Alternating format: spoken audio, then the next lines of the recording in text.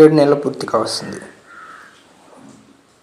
అయినా ఇంకా ration cards గురించి ఇన్ఫర్మేషన్ రాలేదు అనుకునే వాళ్ళకి పెన్షన్ మొదలు ఫీజులు రియంబర్స్మెంట్ వరకు కేంద్ర రాష్ట్ర ప్రభుత్వాలు అమలు చేసే సంక్షేమ పథకాలు అందాలంటే రేషన్ కార్డులు ఉండాలి, తీరాల్సిందేనని టీడీపీ ట్వీట్ చేసింది. అందుకే సంక్రాంతిలోపు కొత్త రేషన్ కార్డులు ఇవ్వాలని ప్రభుత్వం ఏర్పాటు చేస్తుందని పేర్కొంది. డిసెంబర్ 2 నుంచి 28 వరకు దరఖాస్తులు చేసుకోవచ్చని పేర్కొంది.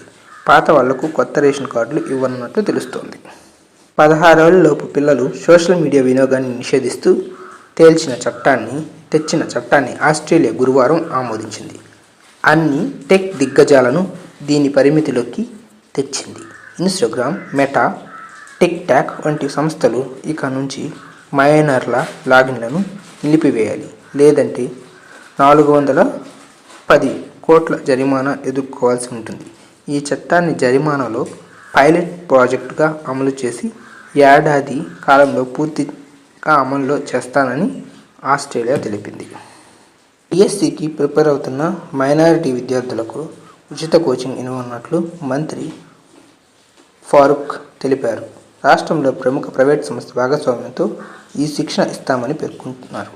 దీనికోసం అభ్యర్థులు కింద ఇచ్చిన వెబ్సైట్లో లేదా మైనారిటీ డైరెక్టర్ కార్యాలయంలో అప్లై చేసుకోవచ్చన్నారు. మరికొన్ని వివరాలకు టోల్ ఫ్రీ నెంబర్ సంప్రదించమని పేర్కొన్నారు. ఈ వెబ్సైట్ లింక్ మన డిస్క్రిప్షన్లో కూడా ఇస్తాను, కావాలన్న వాళ్ళు అప్లై చేసుకోవచ్చు. కీర్తి సురేష్ పెళ్ళి ఇప్పుడంటే మహానటి కీర్తి సురేష్ పెళ్లి పీటలెక్కనుంది. తన ప్రియుడు ఆంటోనీని ఆమె వివాహమాడనున్నట్లు నిన్న ప్రకటించారు. కాగా వీరి వివాహం వచ్చే నెల 11న గోవాలోని ఓ ప్రైవేట్ రిసార్ట్లో జరుగుతుందని సినీ వర్గాలు తెలిపాయి. దీనిపై క్లారిటీ రావాల్సి ఉంది. కీర్తి నటించిన బేబీ జాన్, బాలీవుడ్ ఓ తమిళ చిత్రం విడుదలకు సిద్ధంగా ఉన్నాయి. B Pharmacy counselling schedule release.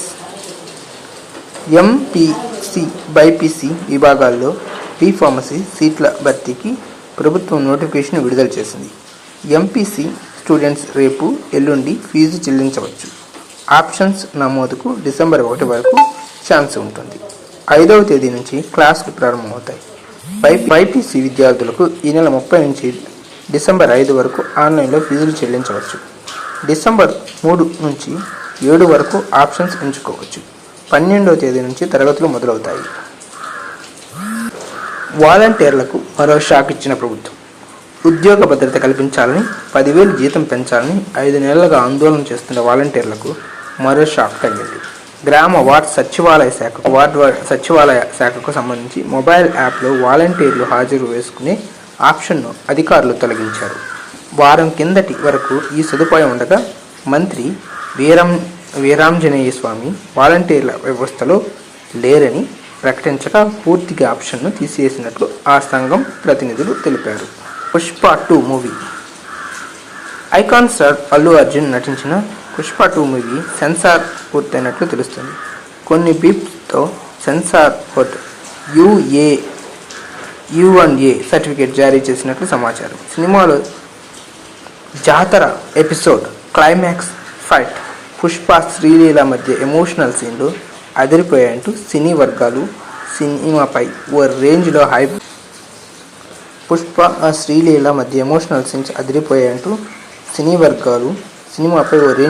ఇస్తున్నాయి.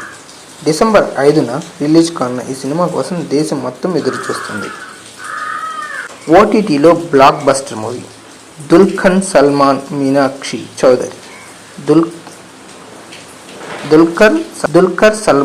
మీనాక్షి చౌదరి జంటగా నటించిన లక్కీ భాస్కర్ మూవీ రేపు ఓటీటీలోకి రానుంది.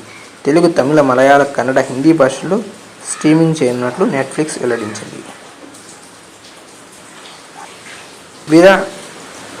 విరాట్ కోహ్లీ మరోసారి ఆర్సీబీ సారథ్య బాధ్యతలు చేపట్టనున్నట్లు తెలుస్తుంది. డూప్లెసిస్, మ్యాక్స్వెల్ వంటి ప్లేయర్లను వదులుకున్న బెంగళూరు కెప్టెన్సీని కింగ్కే ఇవ్వాలని యోచిస్తుందని సమాచారం. ప్రస్తుతం జట్టులోని ఆటగాళ్లలో నాయకత్వ బాధ్యతలు చేపట్టే ప్లేయర్లు ఎవరూ కనిపించట్లేదు. కాగా కోహ్లీ నాయకత్వంలో ఆర్సీబీ 144 మ్యాచ్లు ఆడగా 68 విజయాలు, 72 పరాజయాలు పొందగా 4 ఫలితం లేదు. డైరెక్టర్ సుధీర్ వర్మ, హీరో నిఖిల్ కాంబినేషన్లో తెరకెక్కిన చిత్రం అప్పుడో ఇప్పుడో ఎప్పుడో ఓటీటీలోకి వచ్చింది. ప్రపంచంలోనే పాల ఉత్పత్తిలో భారత్ నెంబర్ 1గా నిలిచింది. 2022-23లో 23.58 కోట్ల టన్నులుగా ఉన్న పాల ఉత్పత్తి 2023-24లో 23.93 కోట్ల టన్నులకు చేరింది. గడిచిన దశాబ్దంలో ప్రపంచవ్యాప్తంగా 2% పెరుగుదల కనిపించగా భారత్లో 6% వృద్ధి ఉన్నట్లు కేంద్రం వెల్లడించింది. గేదెల నుంచి ఉత్పత్తి 16% తగ్గిన దేశవాళీ ఆవుల నుంచి 44.76% పెరిగింది. దేశంలో UP, Rajasthan, MP, Gujarat, MH అత్యధికంగా పాల ఉత్పత్తి చేస్తున్నాయి.